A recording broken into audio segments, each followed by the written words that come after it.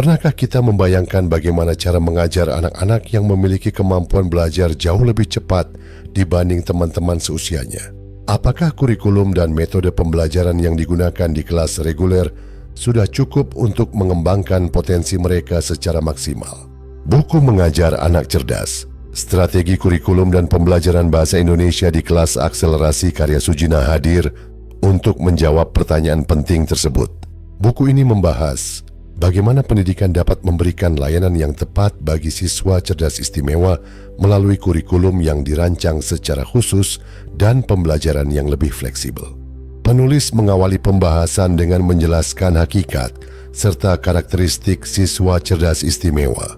Tidak semua anak berbakat menunjukkan kemampuan yang sama, sehingga proses identifikasi dan asesmen menjadi langkah penting sebelum menentukan layanan pendidikan yang sesuai.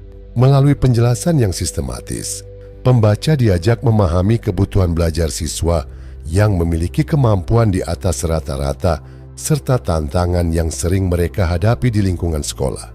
Selanjutnya, buku ini membahas implementasi kurikulum pendidikan cerdas istimewa di sekolah. Penulis menguraikan prinsip dasar pelaksanaan kurikulum, strategi penerapannya, hingga peran manajemen sekolah dalam mendukung keberhasilan program tersebut.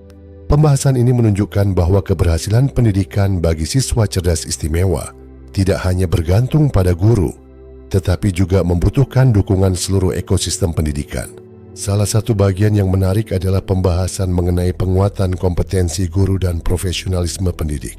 Guru dituntut mampu menghadirkan inovasi, kreativitas, serta bahan ajar yang sesuai dengan kebutuhan peserta didik yang memiliki kemampuan belajar lebih cepat.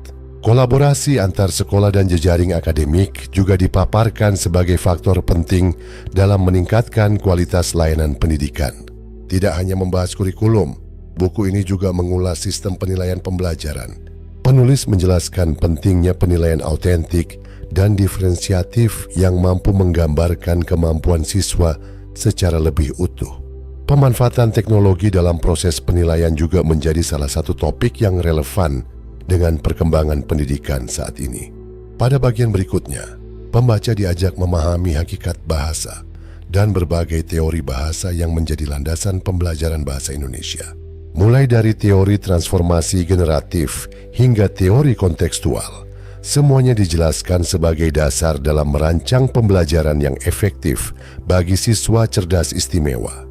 Buku ini kemudian menghubungkan teori tersebut dengan praktik nyata melalui pembahasan kurikulum diferensiasi. Penulis menunjukkan bagaimana materi, metode, dan alokasi waktu dapat disesuaikan dengan karakteristik peserta didik agar proses belajar menjadi lebih bermakna. Menariknya, buku ini juga menghadirkan refleksi mengenai kondisi layanan kelas akselerasi, berbagai kesenjangan yang masih ditemukan, serta solusi yang dapat diterapkan untuk meningkatkan kualitas pembelajaran.